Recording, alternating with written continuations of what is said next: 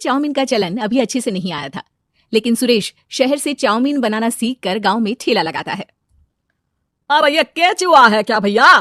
कैसे खाया जाता है? अरे नहीं नहीं, ये चाउमीन है। चाउमीन शहर में खाया जाता है। कितने की दे रहे हो सुरेश?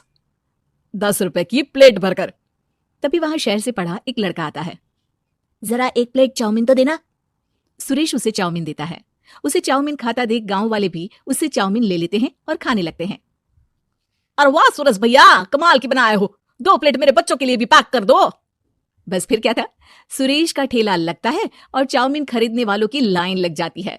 तभी वहां से गांव का साहूकार होकर गुजरता है। और ये क्या भीड़ लगी है? लगता है झगड़ा हो गया है गांव में। चलूं मैं अभी तो मजे ले लूं। अरे कहा है इतनी भीड़ लगी है यहाँ? लड़ाई हो गई है क्या? अरे साहूकार साहब, ना ना ना, कोई लड़ाई ना हुई है। ये तो सुरेश की दुकान है चाउमीन की। हम लोग चाउमीन खाने आए हैं, आप भी खाइए ना। साहूकार चाउमीन खाता है और सुरेश की तरफ देखता है, जो सारे दिन के पैसे गिन रहा होता है। अरे सुरेश, क्या लागत है इस काम की? अरे साहूकार जी, आप अब आए हैं तो ये पूरे 10,000 रुपए ले जाइए, जो पिछले साल शहर जाने से पहले आपसे लिए थे ना। लागत तो क्या कहे, जो आपने दिया था उसी में सीखा भी है और दुकान भी खोल ली। अरे पैसे इतने जल्दी क्या जरूरत थी? कैसे जरूरत नहीं थी साहूकार जी, इतना मोटा ब्याज कहाँ से भरते। साहूकार को अब सुरेश की दुकान को हड़पने की लालच आ जाती है। नाना करते ये सारे दिन में 500 रुपए कमा ही लेता है। अरे गांव में ये ऐसे ही कमाता रहा तो कहीं ब्याज का काम ना शुरू कर दे। अरे भैया, कोई ना कोई जुगाड़ तो करना पड़ेगा। अब साहूकार घर आ जाता है और अपनी बीवी को सारी बात बताता है।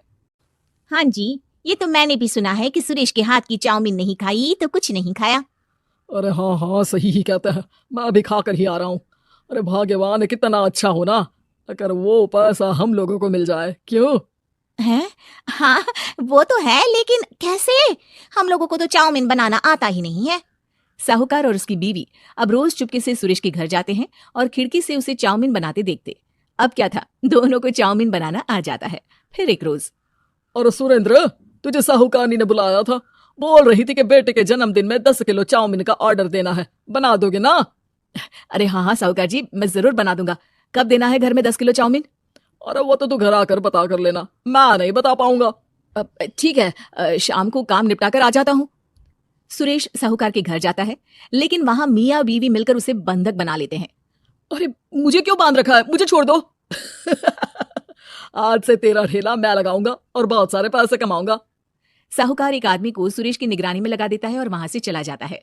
अगले दिन, अरे साहूकार जी, आप कब से चाउमीन बेचने लगे और अपना ये सुरेश कहाँ गया? और वो तो शहर गया है। उसका कोई काम निकल आया था। बोल रहा था कि जब तक वो ना आए तब तक मैं ही उसके ठेले का काम कर दूं। पैसे भी तो बहुत उधार ले रखे थे उसने। लगता है कर्जा भरने के डर से भाग गया है। अरे पर वो तो बोल रहा था कि उसने सारा कर्जा उतार दिया है। और वो क्यों भागेगा? इतना तो कमा रहा था। अरे मुझे क्या पता। अरे चाउमीन खाना है तो बोलो, नहीं तो भागो यहाँ से।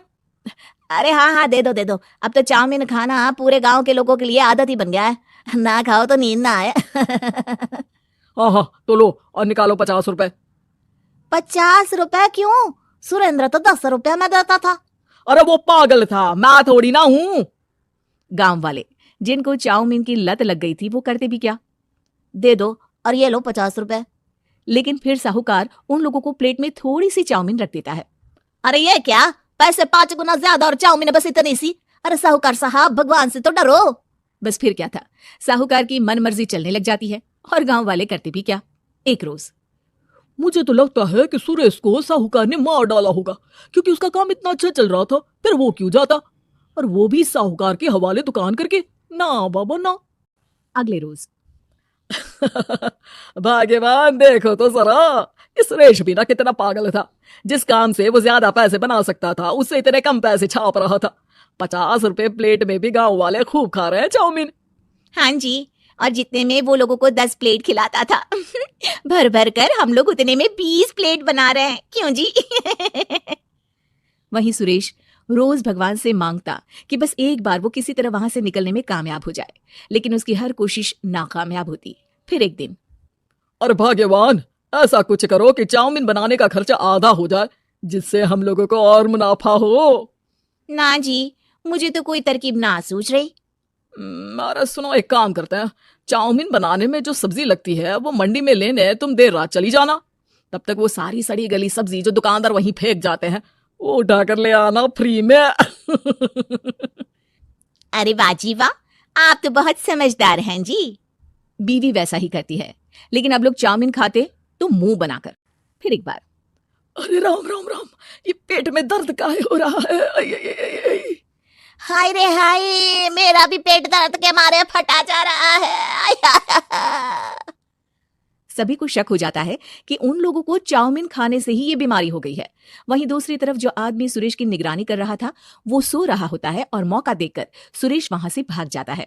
सुरेश गांव वालों के पास जाकर उन्हें सब कुछ बता देता है। बस अब क्या था, साहूकार के घर पुलिस पहुंच जाती है। चलो, तुमने गांव के लोगों को खराब सब्जी वाली चाउमीन खिलाकर बीमार किया और सुरेश को बंधक बनाया। तुम्हें इसीलिए हम गिरफ्तार कर रहे हैं। साहूकार को पुलिस ले जाती है और फिर अगले दिन से सुरेश का ठेला गांव के बाजार में लग जाता है, जहां अब पहले से ज्यादा भीड़ होती है।